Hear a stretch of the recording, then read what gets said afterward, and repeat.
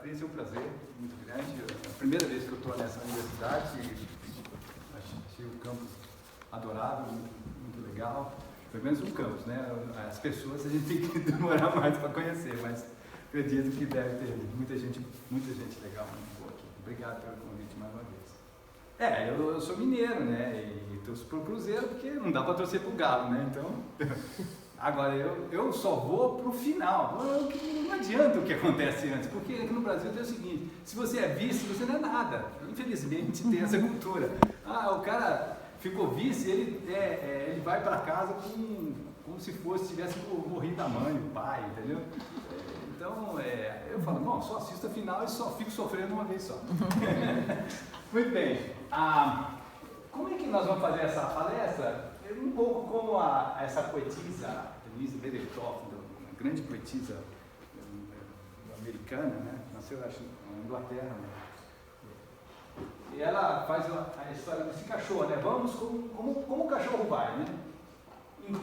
Intencionalmente ao acaso. Nós vamos falar sobre acaso. Minha palestra é sobre acaso em música, aleatoriedade em música. E cada passo é uma chegada. Nós vamos andar um passo. Nós chegamos, o cachorro faz isso, né? O cachorro faz, ele vai dar um sniff, ele fica ali. Enquanto interessar, ele vai ficar ali. Aí o dono fica querendo tirar ele de lá, ele fica lá. Aí depois ele vai para outra coisa e fica. Então nós vamos fazer essa coisa de cachorro, né? Ali, aqui. E se tiver que parar no primeiro ponto e a gente ficar no primeiro ponto, não tem problema, entendeu? Conosco não tem rosto. Então, outra coisa, se você tem alguma pergunta que você quer fazer e pode esquecer até o fim, quiser fazer a pergunta, pode interromper, que eu sou um professor, já dei aula há 35 anos, 38 anos, sei lá. Então, estou acostumado. Então, pode fazer as perguntas que vocês quiserem, eu estou à disposição. Se for muito difícil, eu só digo que eu não sei. Pronto. Vamos lá. Muito bem. A música, a matéria-prima da música é o som. E esses, eu coloquei aqui como os matemáticos gostam, né? Axioma, definição. Eu não aguentei, eu tive que fazer isso, né? Então eu fiz assim uma mímica, né? De como se fosse algo matemático, mas na verdade é somente um procedimento lógico de como é que as coisas logicamente se atuam. Bom, o que é o som? O som, fisicamente, né? O som na física, né? Explica que o som é uma perturbação longitudinal em um meio material. Por que longitudinal? Significa a perturbação, se eu estou pronunciando uma palavra tem uma onda de pressão que vai caminhando nesse meio material. Se você tentar fazer isso no vácuo, não vai sair nada. O vácuo não é um meio material, né? Apesar de que não existe vácuo absoluto. E portanto, você não vai ouvir nada. Então, é aquela onda de pressão que vai chegar no seu ouvido, vai mexer lá o teu tímpano, né? Uma série de ossinhos lá dentro e um canal, super complicado o ouvido, né? Não vou entrar na fisiologia do ouvido, porque eu também não sou especialista nisso. Então, mas o som essa perturbação é longitudinal porque vai na direção, a direção que você aponta, a onda é de pressão, vai na direção que você emite, né? As ondas ópticas, né, eletromagnéticas, elas são transversais. Se a onda vai para lá, ela faz isso. Ela vem para lá, ela faz isso. Transversal a direção de movimento. Muito bem, John Cage, eu vou mostrar daqui a pouco quem é esse cara, mas o meu axioma é o seguinte: o John Cage, ele universalizou o som na música. Por quê? Porque para o John Cage, que foi um grande músico, mas também um filósofo da música, né? Todo som, qualquer som é permitido fazer música. Então, qualquer som, ou não som, ou silêncio. Vocês sabem, né, de uma música do Cage chamada 4 minutos e 33 segundos, que é completamente sem som nenhum, mas na verdade o que ele queria é que as pessoas ouvissem o ambiente onde elas estavam, com atenção, né? Da mesma forma que você vai ouvir uma música de Bach ou de Mozart, e você foca a sua atenção naquilo, e ele foi um escândalo, né? Como acontece essas coisas. Se fosse no São Paulo, seria um festival de tosse. É verdade. Mas deve ter tido, sabe? Deve ter tido, entendeu? Mas é exatamente isso. Pro Cage, tosse também é o som permitido para você fazer música, né? Bom, Glenn Gould, o pianista famoso, ele fez uma sinfonia dos sapos, né?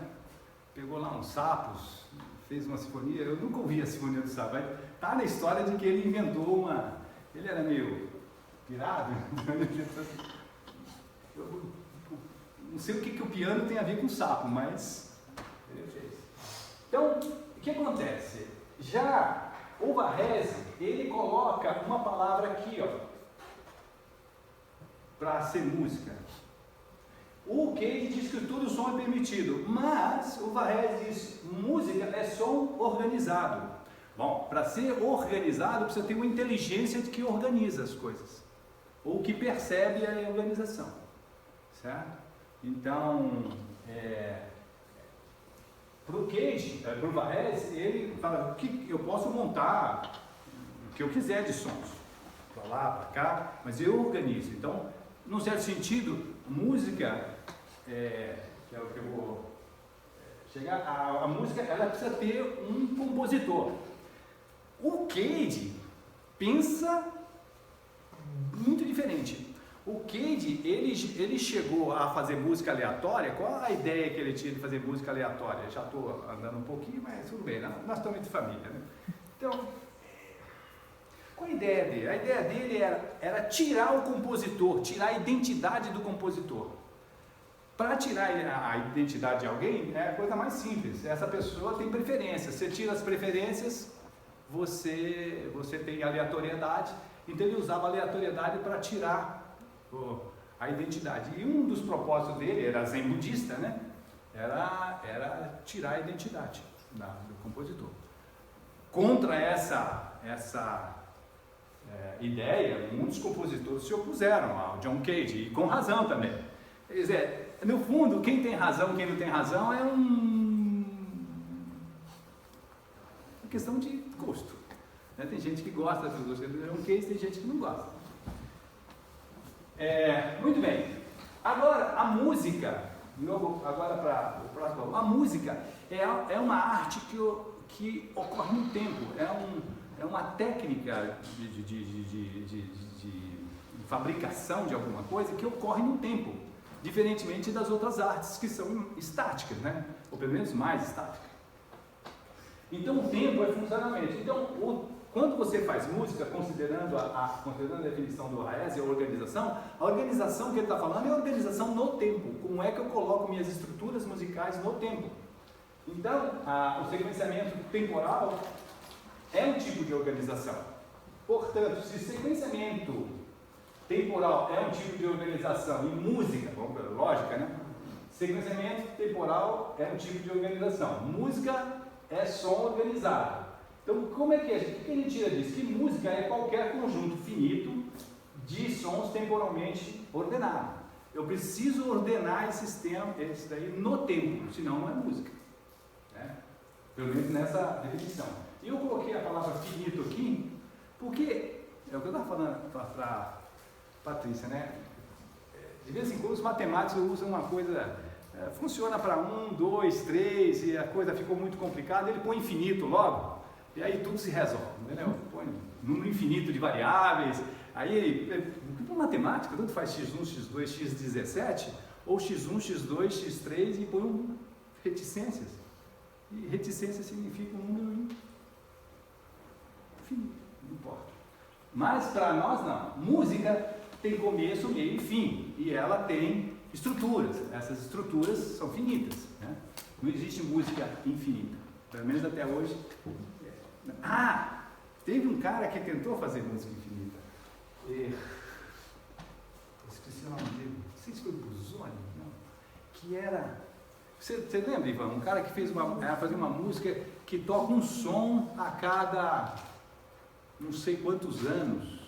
E tá aí numa catedral, não sei se é na... Onde? É o Cage mesmo, não? É o Cage, né? Vai demorar pra caramba para ter o próximo som. Daqui uns 20, 30 anos vai ter o próximo som e vai assim, entendeu? Ele vai tocar a primeira... Daqui a 1 milhão de anos ele toca a parte A. muito interessante, é loucura, loucura e criatividade. E no fim tem uma barra de repetição, né? E no fim tem uma barra de repetição. Se tiver uma barra de repetição, aí ferrou tudo. Eu não faço a mínima ideia. Escrito repetir ad infinitum. O cara é muito criativo, né? Isso é uma outra coisa. Se você quer saber como é que o sistema funciona, você manda as variáveis que você está trabalhando para o extremo. No extremo não precisa ser infinito, mas manda para o extremo. Então, se você quer saber como é que se comporta formigas em uma certa temperatura, você não vai pôr a 20 graus, 30 graus, que você já sabe. Mas põe uma formiga a 0 grau. Aí depois põe uma formiga, maldade com a formiga, mas põe a menos 10, depois leva ela para 70. Você tem que estudar os extremos. Aí fala assim, descobri que aos 55 graus negativos ela morre. Certo? É óbvio, mas é assim que faz. Então, uma das maneiras de você testar se a sua teoria, seu modelo é legal, é levar ao extremo o seu modelo. Você precisa levar. Isso funciona, inclusive, por exemplo, em aviação. Extremamente importante você testar até onde, a quantos quilos ao máximo um avião vai poder levar, quantas pessoas, até que altitude máxima ele pode subir e manter a sustentação. Você leva ao extremo tudo. É assim que a gente testa os nossos modelos, né? Eu gosto disso, porque matemático manda tudo para o infinito. Muito bem. Então, do ponto de vista sonoro, é isso. Agora, eu sei que eu estou no meio, eu falei para você, tu está no meio aqui de gente. Quem aqui faz neurociências? Nossa, então.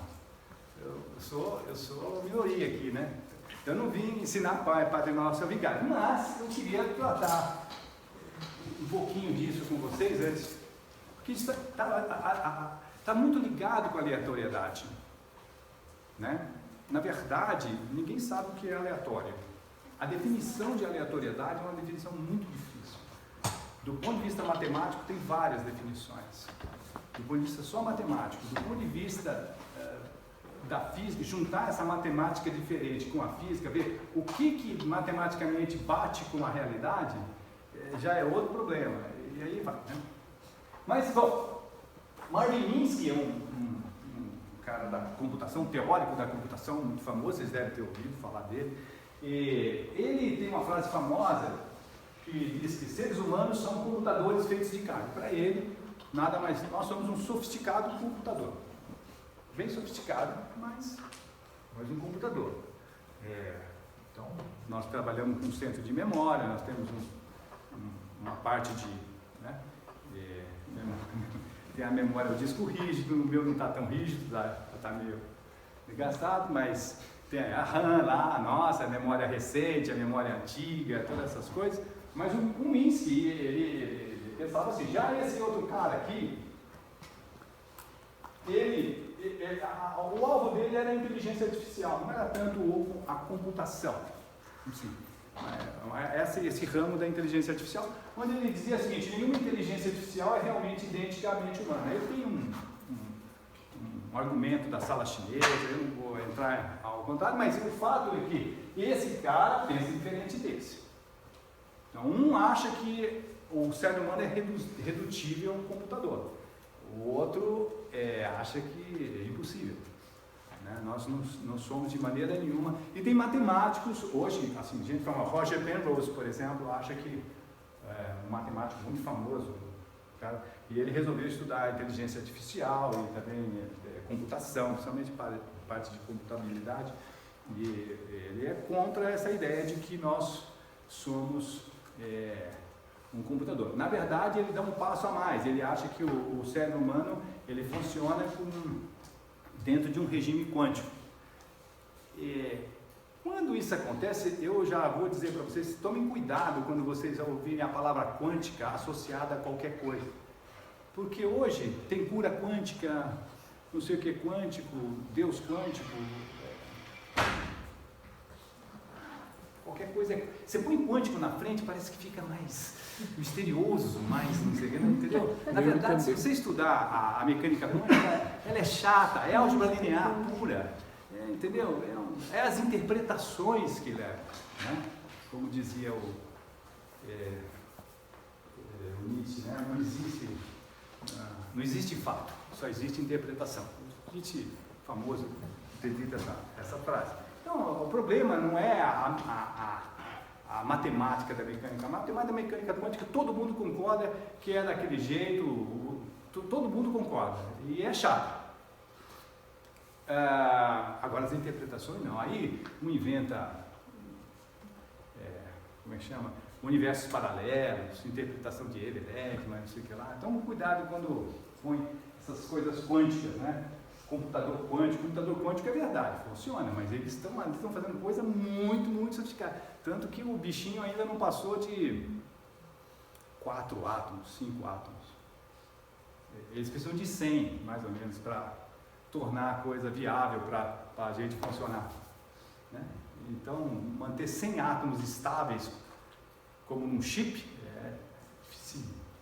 Bom, aí vem o nosso, tem um passo a mais, aí você vai para Kurzweil, né, que é um cara da tecnologia de música também. Como é que chama a máquina que ele inventou, Ivan? O teclado era o Yamaha? Foi, né? E a Yamaha comprou dele.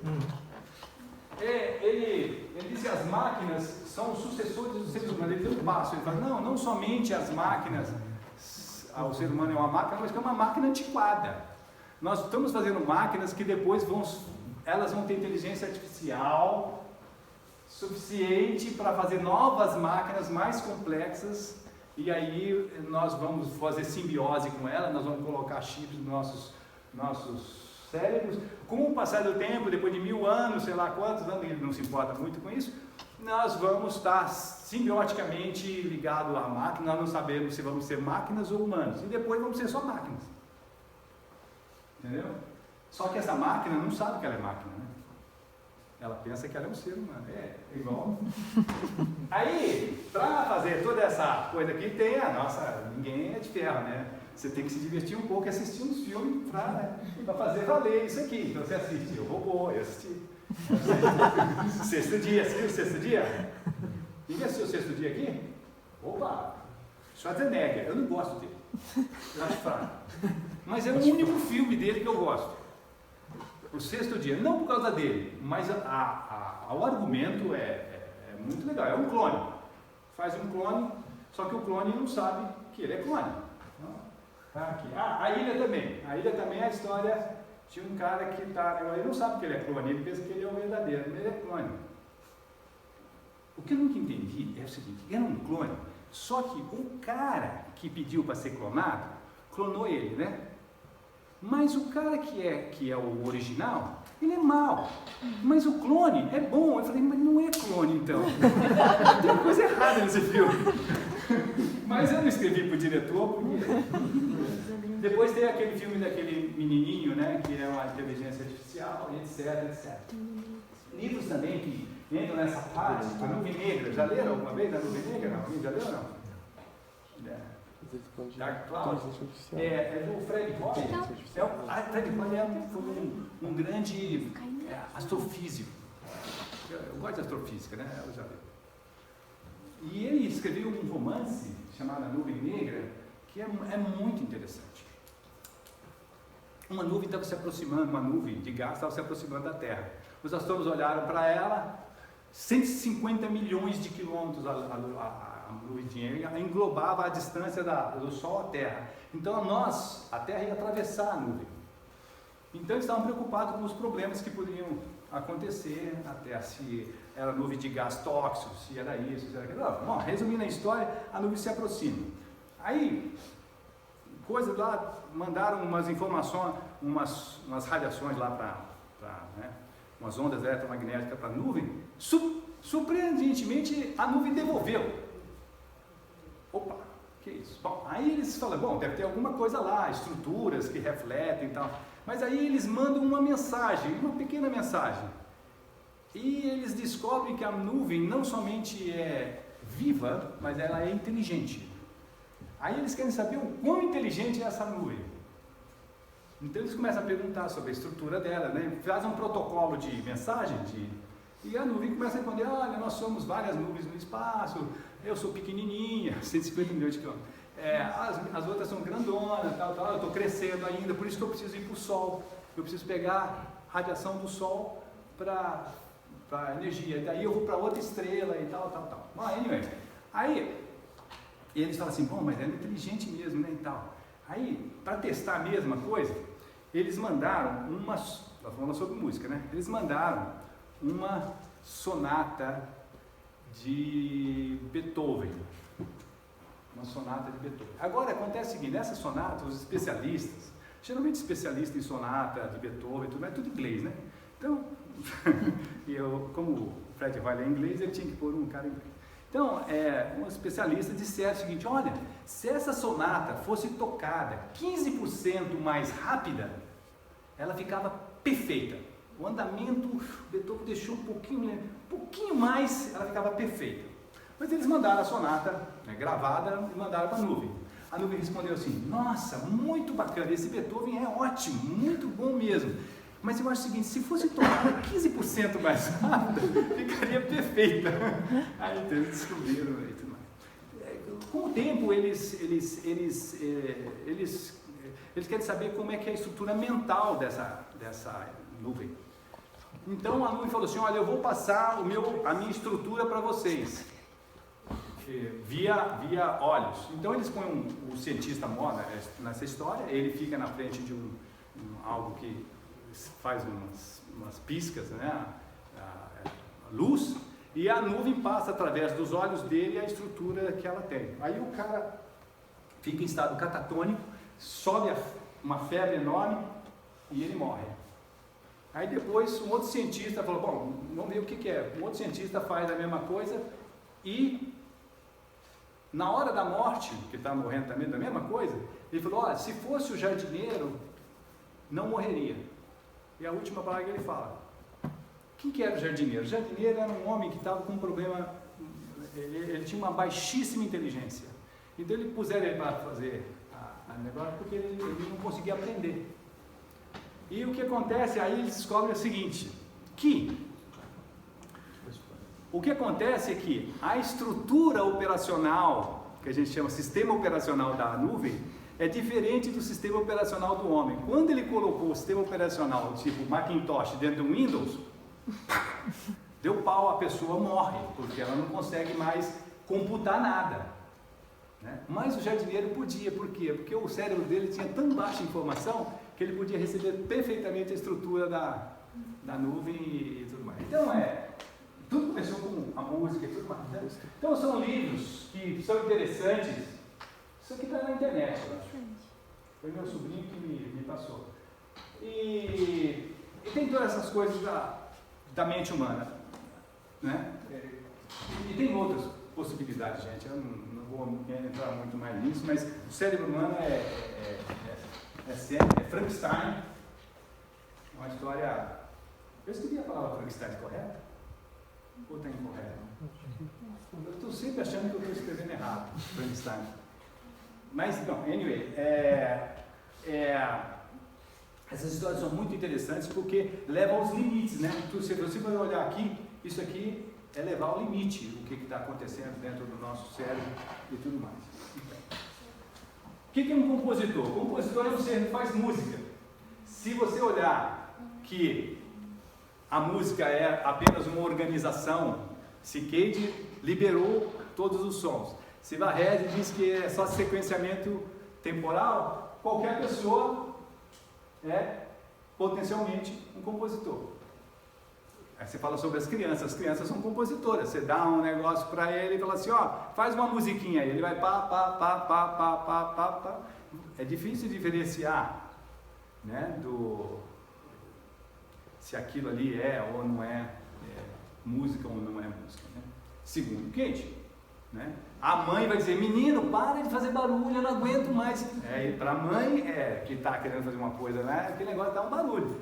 Mas para o bebê mesmo, ele está fazendo uma coisa legal, ele está gostando do que está fazendo. Então, é uma coisa bem...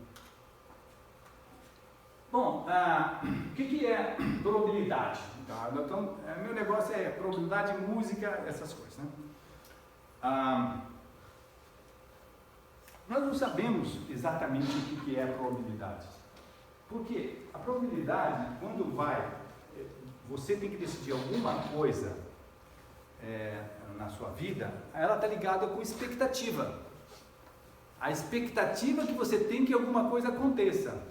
Então, nós somos seres que gostamos de fazer medida, né? Você fala assim, é a expectativa, mas o quanto que eu espero disso? O quanto que eu espero? Então, a probabilidade tem essa questão, né? Na verdade, aí, quando você vai, e agora eu vou fazer uma afirmação para vocês que eu não vou provar porque é muito complicado matematicamente, mas existem maneiras diferentes de definir probabilidade. Uma, por exemplo, é frequentista. Você define a probabilidade como o número de casos do que realmente aconteceu pelo número de casos prováveis da tua amostra, né? Você tem um cubinho, um dadinho, você tem seis possibilidades, 1, 2, 3, 4, 5, 6. O cubo você sabe que só vai ficar uma face para cima, só vai ficar uma face. Então, pode ser qualquer uma delas.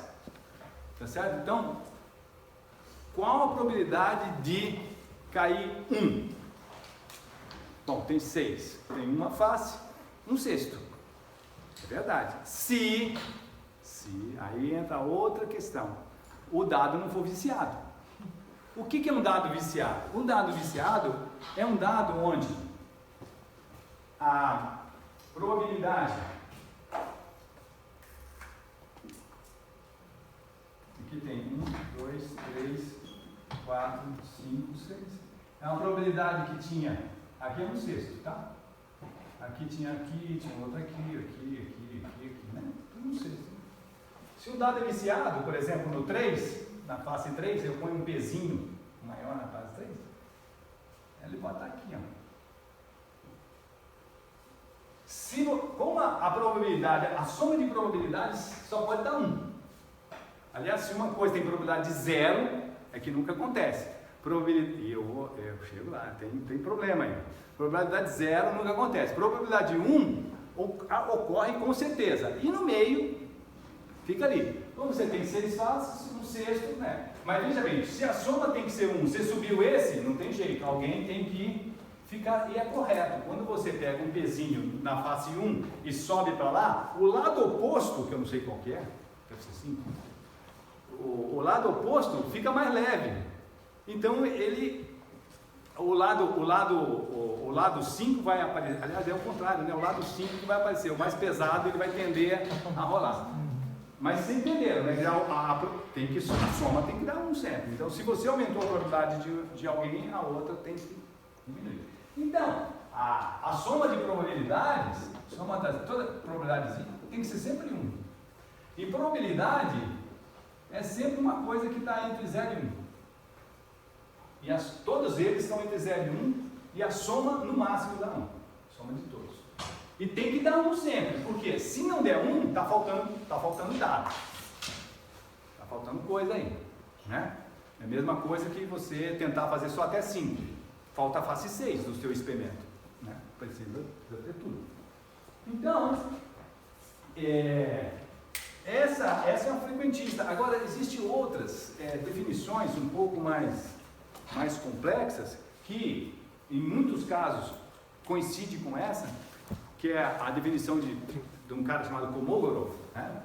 Que colocou realmente a probabilidade em termos matemáticos muito bem definidos. É a melhor teoria que nós temos. Mas tem gente que critica, fala assim, bom, mas o quanto disso é realmente utilizável, é possível ser traduzir num problema real da natureza. Mas ainda nós temos um frequentistas e bayesianos. Aí a coisa começa o seguinte, ó. Normalmente um frequentista ele faz o experimento várias vezes, vê o número de casos que dá. Por exemplo, qual a probabilidade de cair 1 no meu dadinho? Eu jogo o dado 1000 vezes. E eu vou descobrir que 1/6 das vezes, mais ou menos 1/6 das vezes, cai no número 1. Então, para o frequentista, só tem sentido se você fizer o experimento várias vezes, coisa assim. Por isso chama frequentista. O bayesiano, ele faz perguntas que o frequentista não tem a mínima,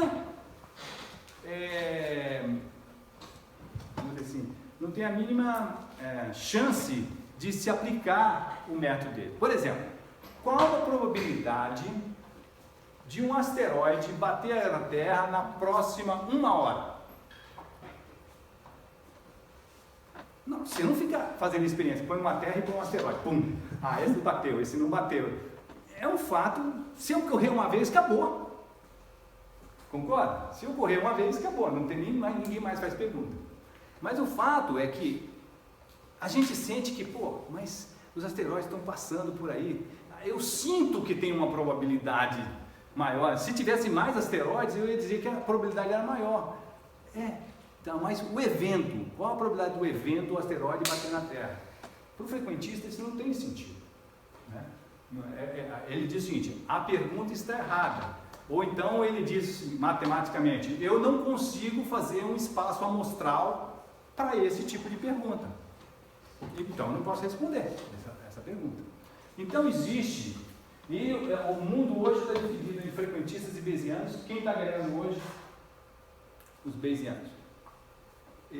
Por causa que as técnicas que eles fazem esse tipo de pergunta, ele tem maneira de responder. Em muitos problemas, essas duas coisas matematicamente coincidem. E Google, Amazon, todas essas companhias que usam a internet usam métodos bayesianos para fazer as suas estatísticas. Então, aliás, era um reverendo, viu? Thomas Barnes era um pastor anglicano que gostava muito de matemática. Ele acabou virando também, por causa desse trabalho, sócio da, como é que chama? Aquela British, acho que é Philosophical British Society, a coisa mais importante deles lá de estudos, né? Então, mas o que acontece para a gente, no dia a dia?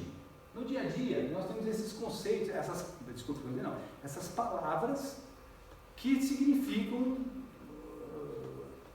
né, essa ideia de probabilidade na nossa cabeça, que é o acaso, né, chance, aleatoriedade, ou seja, aleatório, indeterminação, estocasticidade, uma coisa, isso aqui é mais matemático, né, mas significa probabilístico, risco, caos está entrando nisso, apesar de que existe uma diferença enorme entre caos, uma coisa ser caótica e coisa ser randômica.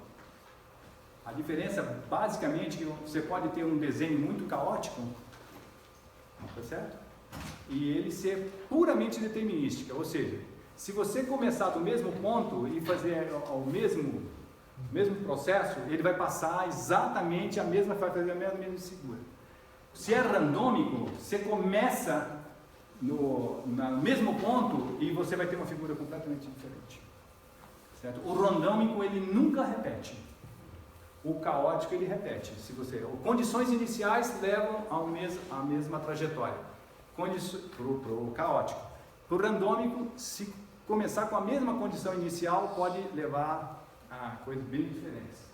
Certo? E também teoria da informação, randômico, que é uma palavra em inglês, hazard, ou hazard em francês também, que significa acaso e tudo mais.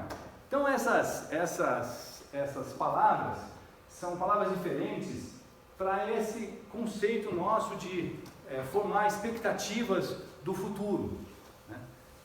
Ou de experimentos que nós fazemos, como o joguinho de dados, como a roleta na coisa de games, né? De jogos e tudo mais, né? Então, só para vocês verem que tem essa coisa. E a coisa é tão complicada que o Mark Twain, falou essa frase fantástica, né? Existem 3 tipos de mentira: a mentira comum, a mentira cabeluda e a estatística. Então ele considerava a estatística uma maneira de mentir. Então, se você é um matemático, os caras falam o seguinte: as estatísticas provam. Olha, gente, estatística não prova nada, estatística apenas dá uma possibilidade do que vai acontecer, uma possibilidade. Estatística não prova. Prova é um negócio. Você pode provar um teorema de estatística, que tudo, por exemplo, converge para a média. Okay. Teorema do limite central. É teorema matemático sobre probabilidade. Mas dizer que as estatísticas provam, é muito melhor. As estatísticas mostram, dão a entender que é mais humilde e mais verdadeiro do que tentar dizer que as estatísticas provam. E, na verdade, muitas estatísticas, vocês já viram, principalmente em pleito eleitoral, né? Que dá a gente aposta em X e sai Y, entendeu? A gente estuda tanto probabilidade e tudo mais, né? E diferentemente de algumas pessoas, por exemplo, eu sou um péssimo jogador, eu não consigo ganhar nada, eu aposto sempre no errado, eu não consigo, entendeu? Por quê? Porque realmente não interessa se você estudou probabilidade. Na hora de apostar, você aposta, e acabou, não sai, né? O cara lá não estudou nada, nem quer saber, pum, ganha. A vida é injusta, né? Agora, tem gente que realmente estuda tendências de mercado e tudo mais, como aquele Nassim Taleb, que já viram falar do Nassim Taleb, que escreveu Cisne Negro? Não, é o Cisne Negro, né? Cisne Negro e muitos outros livros sobre tendências de mercado, como é que funciona a probabilidade em Wall Street, tal. E ele acertou muitas vezes. Aí o que esse cara faz? Ele ganha dinheiro porque ele é um consultor, não quer dizer que ele acerta sempre. Mas se a margem dele acerta um pouquinho mais do que ele perde, esse pouquinho mais significa alguns milhões ou bilhões de dólares. Então, todo mundo fica nele, né? Minha mulher nem pede minha opinião, ela vai e faz, porque probabilidade, que probabilidade? Muito bem, se para entender um pouco esse negócio, veja bem, sobre esse negócio de ser igual a 1 e tudo mais. Esse é um diagrama de conjuntos de Venn, né? Então, o conjunto amarelo aqui é a área, a probabilidade média é a área. Então, a área desse negócio amarelo é 1. Então, claramente, essas figuras estão dentro do negócio amarelo, tem área menor que 1. Então, a probabilidade aqui é 0,5, aqui desse azul, que vê se aqui todinho é 4, e da interseção, ó, eles estão intersetados. Então, esse conjunto de interseção tem 2. Se você somar... e o que sobra, o que está fora dessas duas bolas aqui, essa parte amarela tem 0,3. E é claro, porque se você somar 5, 4 e 2, aí você fala, bom, 5, 4, 2, 9, como é que é mesmo?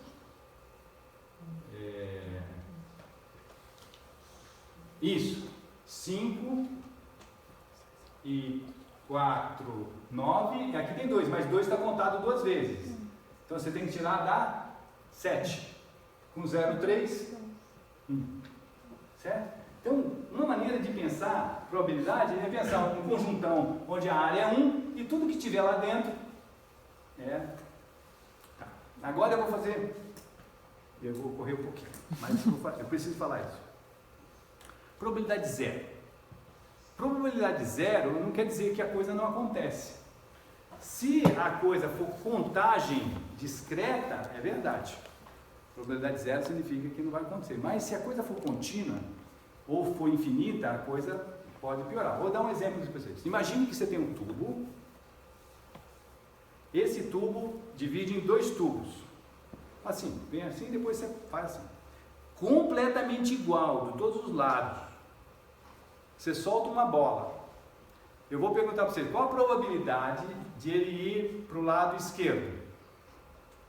Se esquerdo e direito são absolutamente iguais. 50%. 50%, né? Claro. Se falar diferente, eu ia dizer, então por quê? Né? Mas ninguém pergunta por quê, porque vocês estão usando, na verdade, uma coisa chamada princípio da indiferença. Se não houver nenhuma diferença entre um objeto e outro, a probabilidade se distribui igualmente entre todos. É um princípio, nós não conseguimos demonstrar isso. Isso é indemonstrável. Isso é um axioma, o princípio da indiferença. Agora eu faço o seguinte, suponhamos que você tem um tubo, em vez de ter 2, tem 1, 2, 3. Absolutamente iguais. E aí? Qual a probabilidade de cair no A? 1 terço. Muito bem. Põe N. N agora, N. Um N, grandão. Trilhão, bilhão, sei lá. Qual a probabilidade de cair no A? Ou no primeiro? Bom, se tem N, princípio da indiferença, 1 sobre N. E se eu colocar infinitos? Bom, pera, 1 sobre N. Quando N vai para o infinito, vai para 0. Então a probabilidade de eu soltar alguma coisa e cair no A é 0. Mas se eu soltar, vai cair em algum. E naquele que caiu, como é que se realizou aquele evento com probabilidade 0? Onde que está o erro?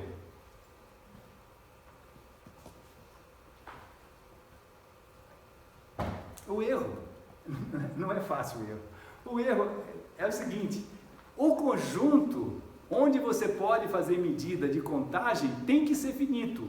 O conjunto que eu peguei é um conjunto infinito. Infinito, o conjunto infinito não faz parte aí dos matemáticos da sigma álgebra do conjunto infinito. Então, na verdade, quando você vai fazer, só estou chamando a atenção, quando você vai fazer probabilidade, você precisa pegar um conjunto, pegar os subconjuntos desse conjunto, mas não todos os subconjuntos.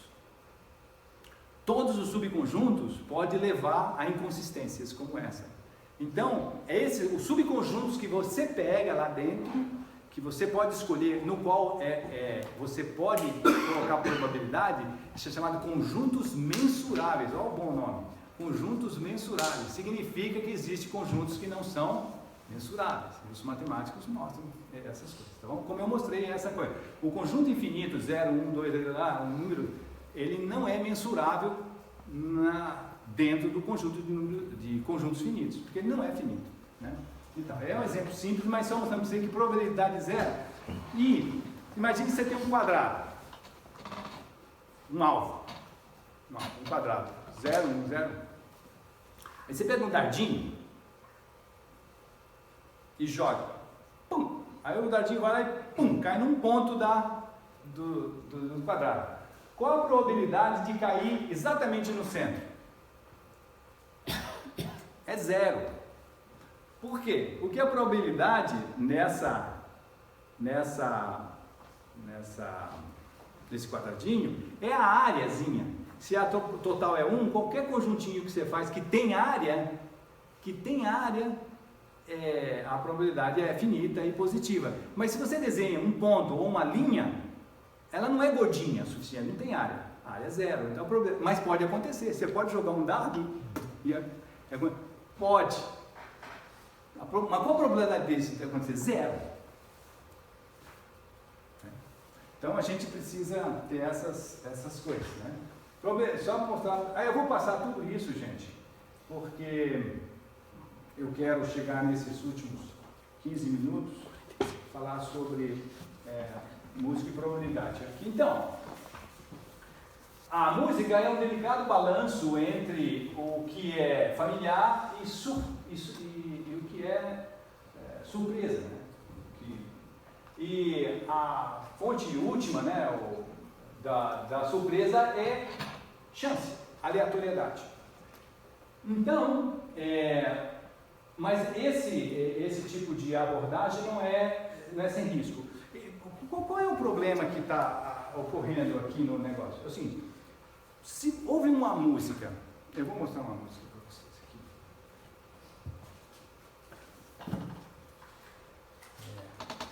Vamos ouvir essa música aqui, ó.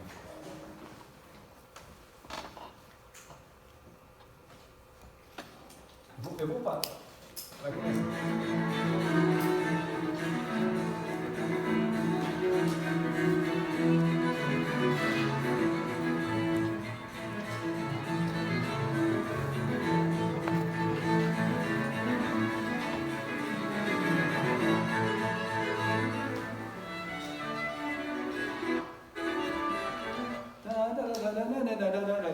você canta, você reproduz, porque você consegue antecipar qual mais ou menos o que vai acontecer, tá certo? Então essa antecipação faz parte do nosso aparelho mental de coisas probabilísticas.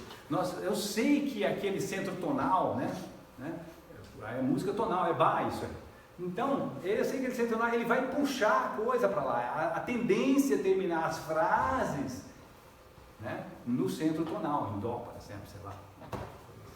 Então, a probabilidade, se você vai ver a probabilidade de aparecer aquela nota dentro, se você faz uma estatística dessas músicas de Bach, de Vivaldi, e mede quantas vezes as notas foram para dominante, subdominante e tônica e tudo mais, é absurdo, é muito maior do que as outras notas, certo?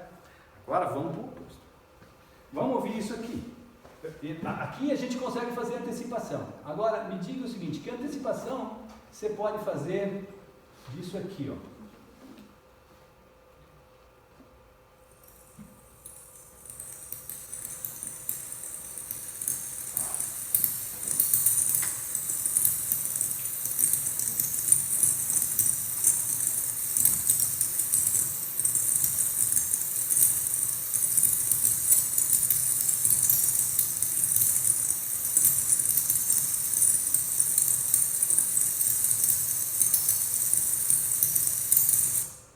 Dá para saber? Isso é música ou é ruído? Segundo o Cage, você não pode jogar fora, não pode jogar fora, porque, na verdade, nem foi Cage que fez isso, foi Xenax, Analogic, A, né? Acho que é A e B. Não, acho que é Analogic. Acho que desculpe, Concreto PH. Analogic é outra coisa. Então, Concreto PH, ele pegou exatamente, era um pessoal que estava pondo carvão em algum lugar, ele foi lá e gravou aquele negócio de carvão caindo, e depois ele fez uma montagem, né, eletroacústica e tudo mais, e chamou de Concreto PH, e caminhões descarregando coisas desse tipo, e ele organizou. Então, se ele organizou, é música, tá bom, bicho. É isso aí, meu, é música. Então, mas qual o problema dessa música? É que você não tem uma antecipação, ela foge completamente das regras sonoras, inclusive são sons que não têm não são, vamos dizer assim, instrumentais, né? Que tem um espectro harmônico bem definido, né? E tudo isso leva a esse negócio. Essa música está caminhando muito para a música randômica, e ela é randômica. Completamente randômica no sentido de que, dado um evento, um tic que acontece, você não consegue saber quem que é o outro lá. Não dá para saber, né? E se você fazer a mesma coisa que ele fez, gravar lá o mesmo caminhão, colocando o mesmo material, vai sair outra coisa. Então a ideia da randomicidade em música é exatamente usar estruturas dentro da música onde você não tem uma regra, né? Por exemplo, dentro do sistema tonal, ou até mesmo não tem uma regra como música decafônica, por exemplo, para formar. Música dodecafônica, ela parece um pouco mais ruidosa, ruidosa no sentido um pouco mais aleatória do que o sistema tonal. E a razão é muito simples. Aliás, existe uma história famosa que tinha os famosos encontros de Darmstadt, né? Onde iam a garotada avant-garde da música, né? Stockhausen, Boulez, Berio, Nono, 10º, 4º, todo mundo ia para lá, certo? Era um negócio. E Ligeti também, que eu gosto. E o Cage, ele já trabalhava com acaso, o Cage. Vocês conhecem essa história, não?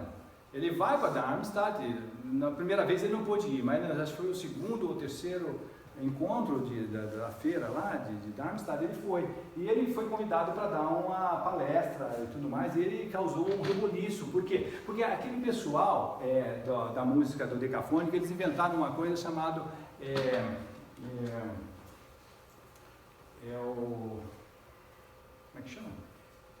Atonalismo serial.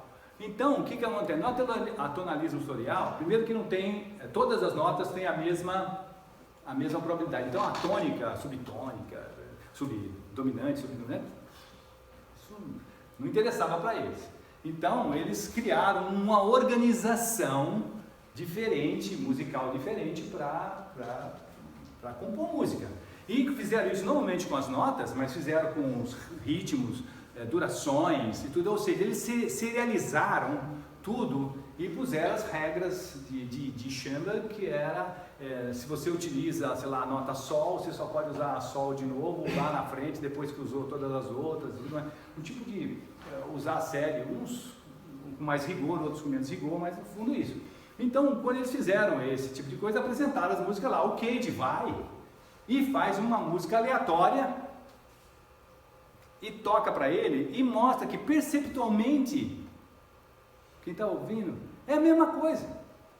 Isso causou um impacto, tanto que o serialismo integral, chamado serialismo integral, ele decaiu muito por causa exatamente e Ligeti também faz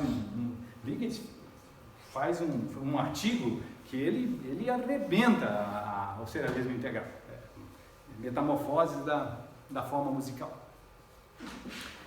Então, por quê? Porque o que acontece na nossa cabeça? Na nossa cabeça,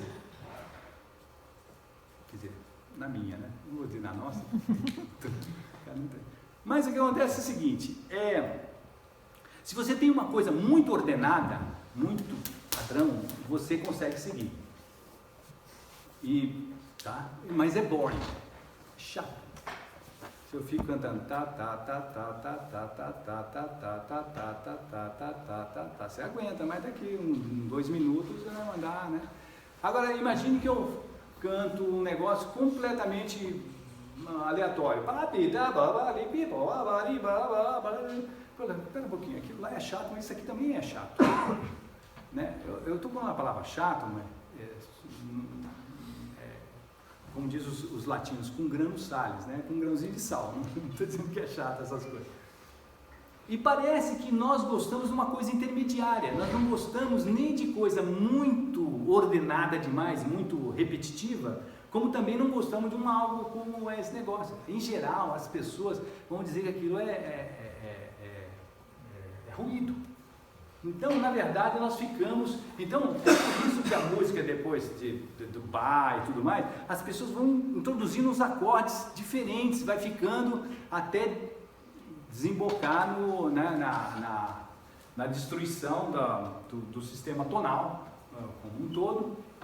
E aí, o Schoenberg inventou o possível substituto, que também durou pouco. E aí hoje tudo é permitido. Hoje nós voltamos às vezes a tocar, muitos compositores vão lá e tocam música tonal. Hoje realmente nós estamos num laissez-faire, né?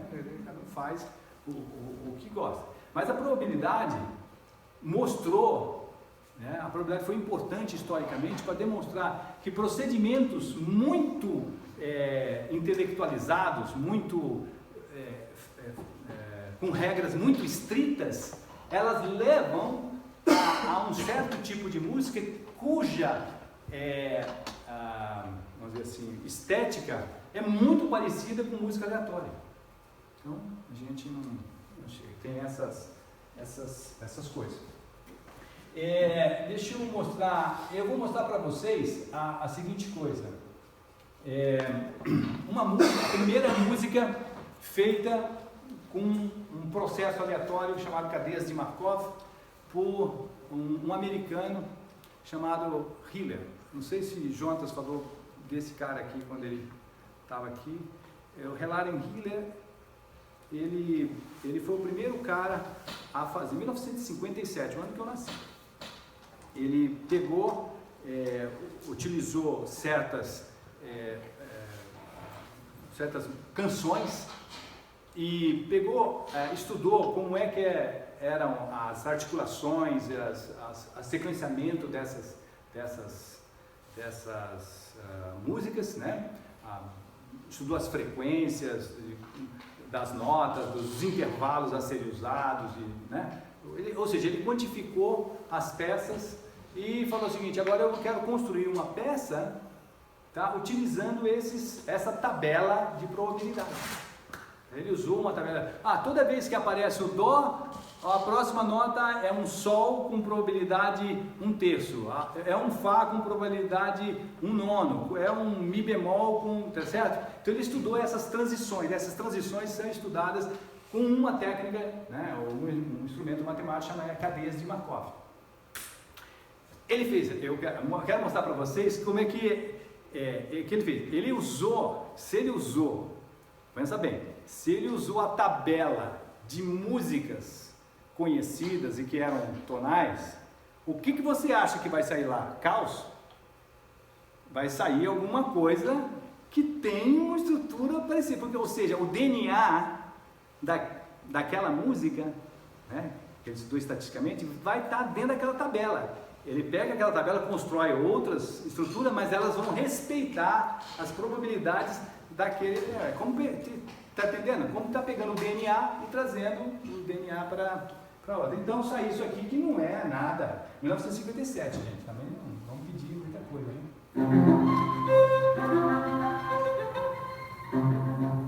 Um quarteto de cordas. Chama Ilya Suite, por causa que o computador que ele fez essas contas, há muitas contas, não dá para fazer na mão, chamava Ilya. Uma suíte.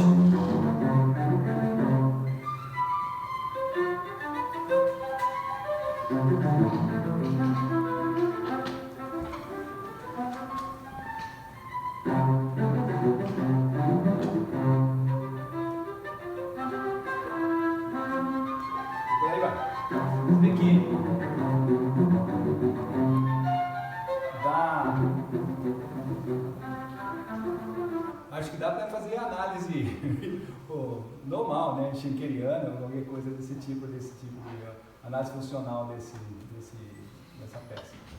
Muito bem, eu estou terminando, me dá mais 5 minutos, eu quero mostrar para vocês uma peça experimental do Ligeti, esse compositor que eu estou falando, onde a probabilidade ou a aleatoriedade, ela é mecânica, ela ocorre por causa de um device, um instrumento humano, feito pelo homem, que é esse aqui, poema para 100 metrônomos. Olha o que sai. Ele pegou 100 metrônomos, sabe aquele metrônomo faz tic-tac? Ele pegou 100 e colocou lá, tocando junto, saiu.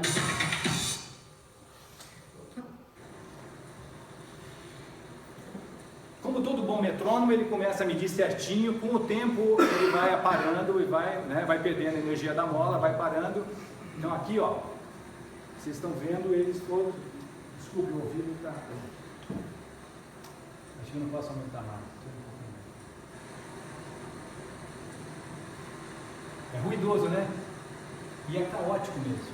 Aliás, é pior que caótico, é randômico. Porque se você chegar lá e tentar colocar na mesma posição, você não vai conseguir. Vai dar outro som, só que você não consegue definir. É tão caótico que você não consegue definir entre um caos e o outro. Eles são diferentes se você fizer de novo o experimento.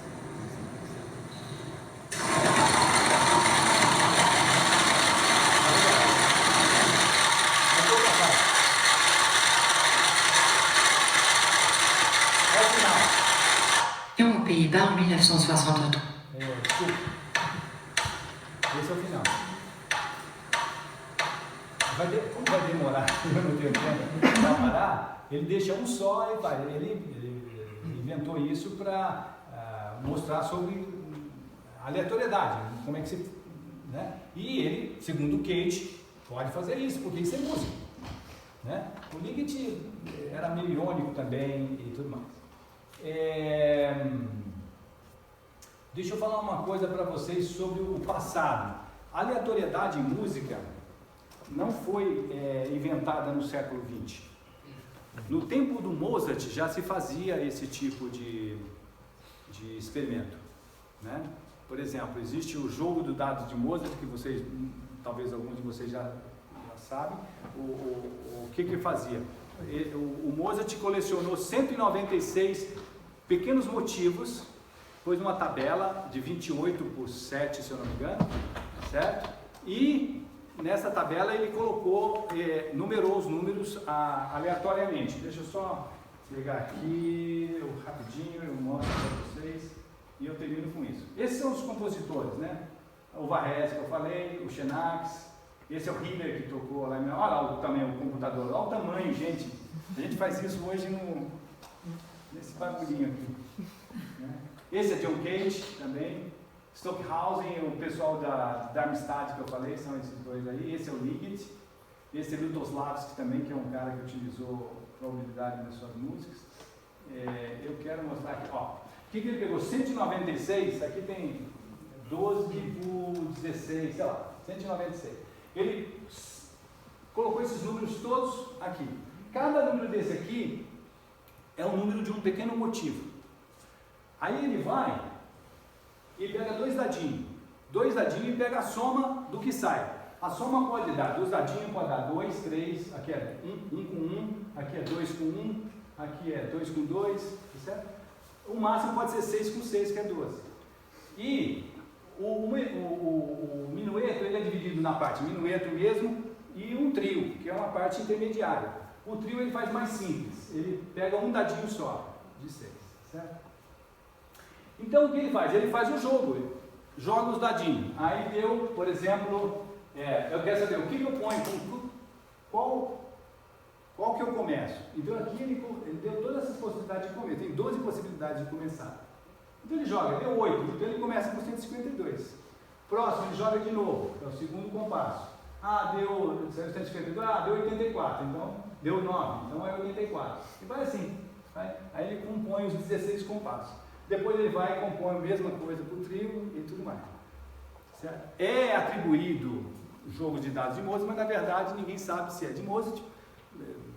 Existe uma controvérsia enorme sobre isso aí, mas na época dele, do Mozart, o pessoal gostava de fazer jogos musicais. Então, só para mostrar para vocês que essas coisas já vêm há muito tempo, né? A probabilidade em música já é algo 300, quanto tempo faz que o Mozart tinha?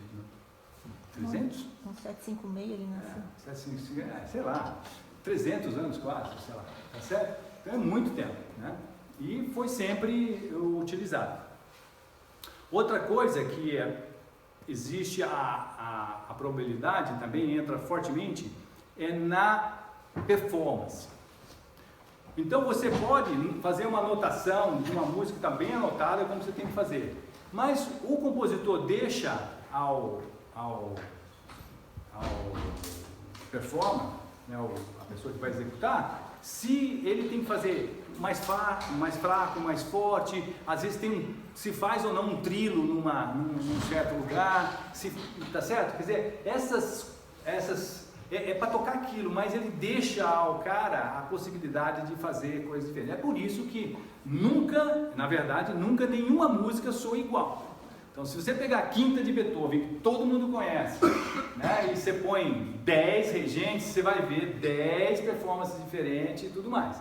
Mas os compositores vão além, eles deixam às vezes sessões inteiras da peça para a pessoa inventar. Então a improvisação está ligada com a aleatoriedade.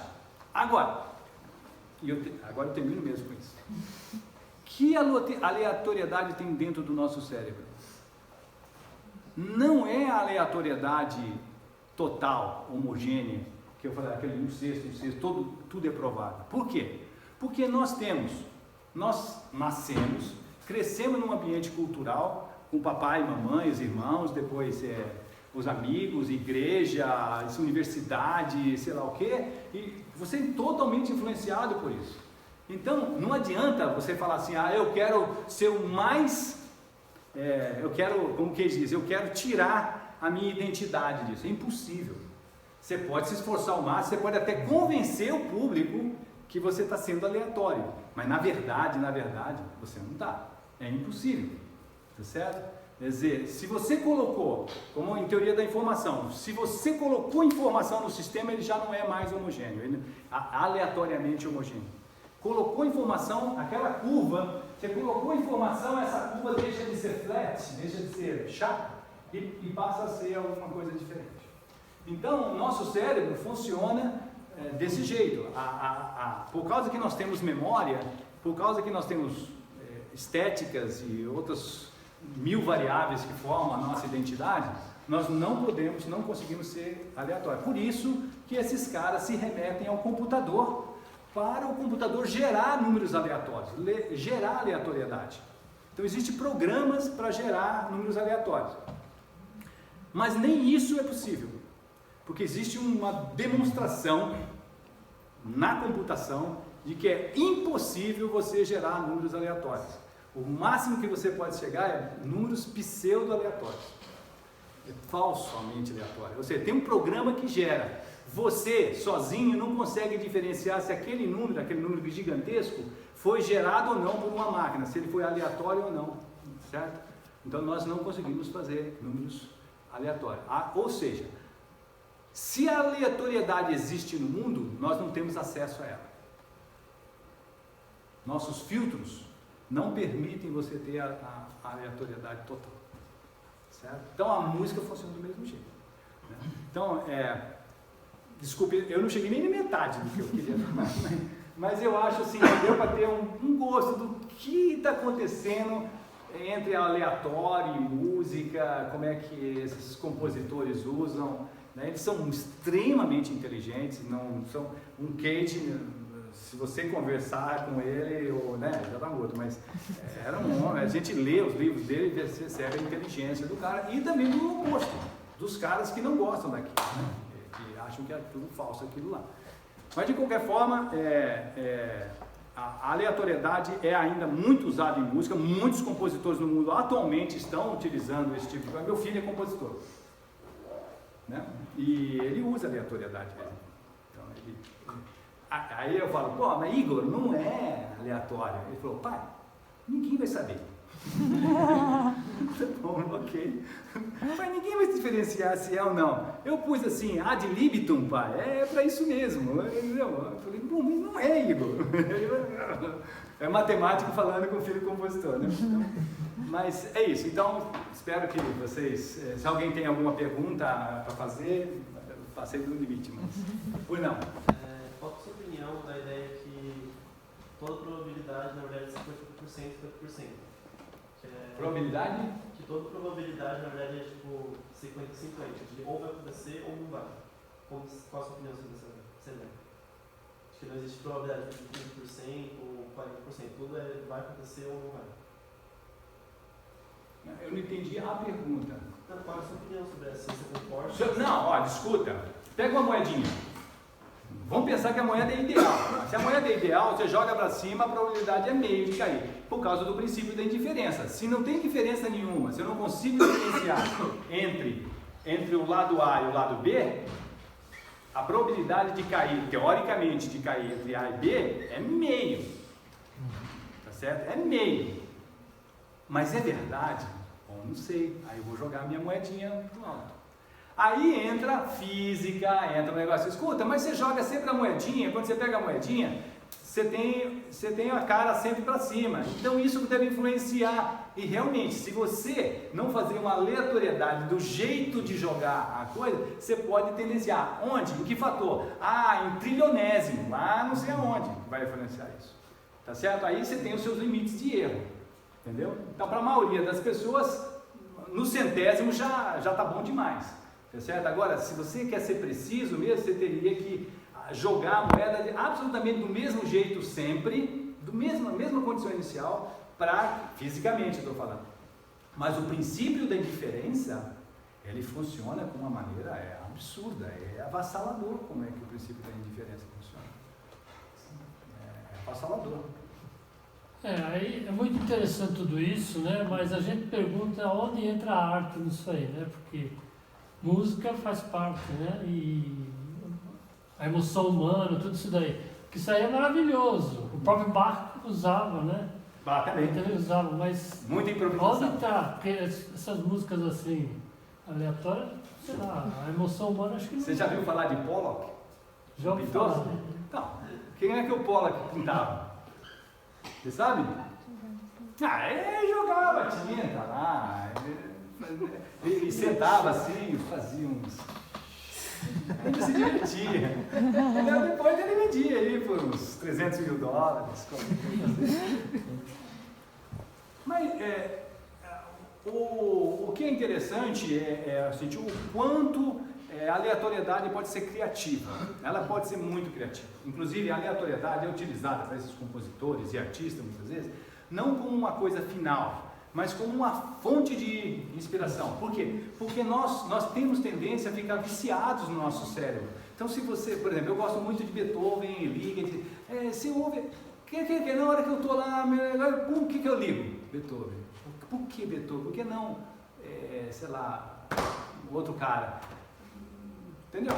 Então, você liga naquelas coisas de memória e tudo mais. Então, nós somos viciados. Então, uma maneira de você... Por isso que eu vou, às vezes, para aquelas rádios de jazz e ponho o jazz lá. Eu não quero saber qual vai ser a próxima música. Para mim, não é aleatório para eles, mas para mim é. Entendeu? Então, a aleatoriedade... E aí, fala, pô, que coisa legal. E aí, dá uma ideia, sai alguma coisa interessante. Então, eles usam, muitas vezes, a aleatoriedade não como produto final, mas como uma maneira de ferramenta, né? Inspiração. É bonito isso, é bonito. Fortunadamente, às vezes, milagres acontecem, né? Na aleatoriedade, às vezes sai uma coisa assim. Por quê? Sei lá. É porque, como a gente existe, por que nós existimos? Os cientistas dizem que nós somos uma exceção dos trilhões e trilhões de mundos vazios que tem por aí. Nós somos uma exceção. Aí fala assim, mas por que eu? Porque você está exatamente nesse mundo que você pode fazer a pergunta, senão... A aleatoriedade é importante, sim. Na verdade, eu queria pedir para ele repetir a pergunta que eu não entendi muito bem. A pergunta dele é, afinal de contas, qual é a utilidade dessas coisas o que ela pode trazer de bom em música, em arte, ou coisa desse tipo. Eu falei que ela é utilizada muitas vezes como um instrumento de criação, né? de novas ideias, para você sair do seu mundo confortável ali, que você está e ter ideias novas. A aleatoriedade é muito boa para isso. Principalmente se for aleatoriedade não homogênea. Você fala assim, eu queria um aleatório, mas... eu quero um aleatório, mas eu quero um aleatório só com um quarteto de cordas. Pronto, a hora que você fez essa coisa, você já delimitou alguma coisa. Então, tá certo? Pensando em música de mercado, assim, você acha que existe alguma pesquisa, não sei, de probabilidades harmônicas que são estudadas por quem compõe música de mercado? Então, quais são os hits, quais são as harmonias que estão sendo empregadas, qual é a instrumentação, né? Tem um estudo sobre... Tem. Quem começou isso na música foi um compositor americano chamado David Cope. Aliás, vocês já leram o livro dele? Chama M. Experiments in Music Intelligence. Experimentos em inteligência musical. Então a ideia do Cope é exatamente, ele estuda os estilos musicais de Mozart, Beethoven, Haydn, Bach, sei lá o quê, e depois ele faz essa grande matriz de probabilidades, tá certo? E aí ele consegue, eu estou falando muito grosseiramente, tem técnicas muito sofisticadas para fazer isso. E o Cope consegue pegar o estilo, fazer uma nova música ao estilo de Mozart, ao estilo de Beethoven, ao estilo... Aliás, tem uma piada, né? Contas masculinas, que o Cope fez a 42ª Sinfonia de Mozart, né? Mozart fez 41 e quando ele estava estudando essas coisas, ele resolveu compor uma sinfonia ao estilo de Mozart e compôs a 42. Só que ele pegou a 42 e mandou para alguns analistas musicais, para fazer uma análise e ver o que eles achavam do que ele tinha feito. Aí, resposta. Parece Mozart, um mau Mozart. E com isso, foi por isso que ele quis estudar mais ainda, porque ele falou, eu consegui pegar o espírito, mas não o estilo completamente. Então ele estudou mais, está bem sofisticado. Hoje tem coisas que você ouve e fala assim, putz, e se foi uma sinfonia que o Mozart compôs quando tinha 14 anos, entendeu? 15 anos, né? A gente sabe, não parece, coisa da maturidade dele, não é, mas sabe, coisa desse tipo. Mas a máquina vai poder imitar o homem? Nós não sabemos, o homem é... Está lá escrito, né? O que é o homem? Tá lá na Bíblia, o que é o homem?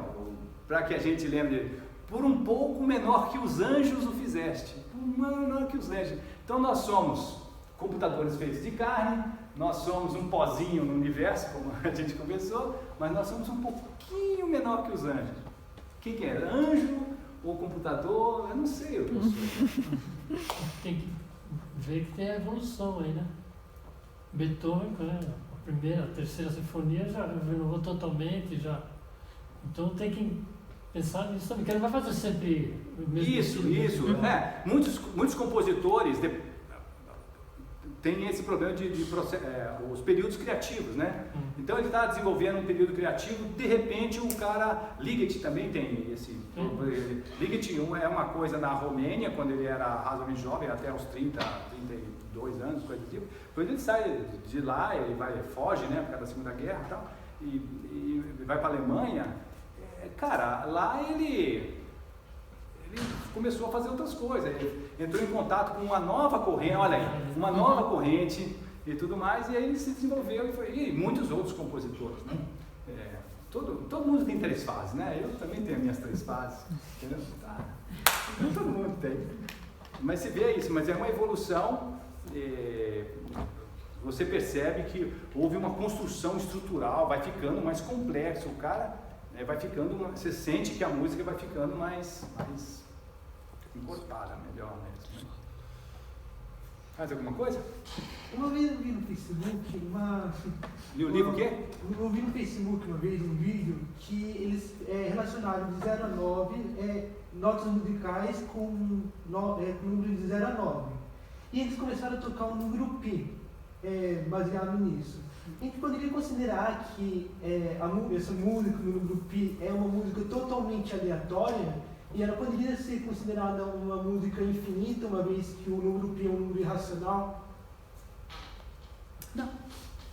Então vamos começar do comecinho. Primeiro, esse processo que você está falando tem um nome, chama sonificação. Você pega uma estrutura, pode ser um número, uma fotografia, um negócio, associa no caso aí, associar os números da sequência de pi, você vê que não precisa pi, né? Só a sequência de números a qualquer número. E associa notas musicais e você vai ouvir essas notas. Você vê que ele não fala de ritmo, né? Não fala de ritmo, não fala de orquestração ou instrumentação e coisas desse tipo. Isso é muito comum, já foi feito há milhões de anos atrás, esse tipo de coisa. Não existe música infinita, toda música é finita. Para você saber, para você ter uma música infinita, você precisa ser um ser infinito com tempo infinito para ouvir, ou seja, você precisa ser Deus para ouvir uma música infinita, certo? Então eu ouço uma coisa, né, até a missa solenes eu tenho que terminar em 1h e 20 minutos, qualquer coisa, senão não aguenta, certo? Agora, sobre a aleatoriedade que você perguntou.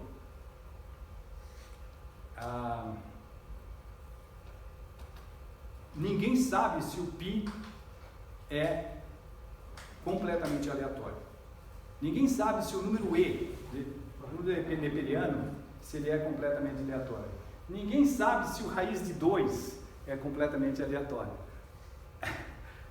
Então veja bem, o que você pensa em ser completamente aleatório uma sequência de números, de 0 a 9, né? Só pode usar de 0 a 9.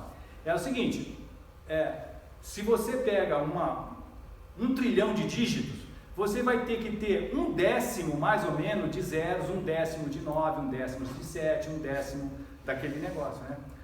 Então, quando um número obedece esse tipo de estrutura, o número de dígitos aparece igualmente na disposição do número, ele é chamado número normal, certo? Então nós não sabemos se π é normal, não sabemos se I é normal, não sabemos se raiz de 2 é normal.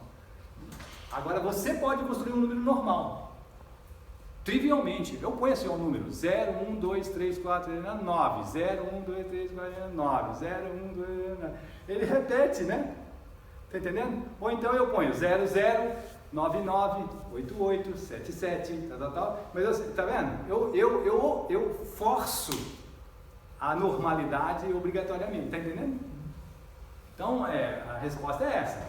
Não existe música infinita e não, π não é normal. Então a sonificação vai sair muita, mas sai aleatório, você sente como aleatório, mas ninguém sabe. Bom, gente, acho que a gente tem que encerrar, né? Infelizmente, o papo tá bom, mas obrigada, Adolfo, pela presença. A gente faz a parte 2, a gente programa a segunda parte. Tá bom.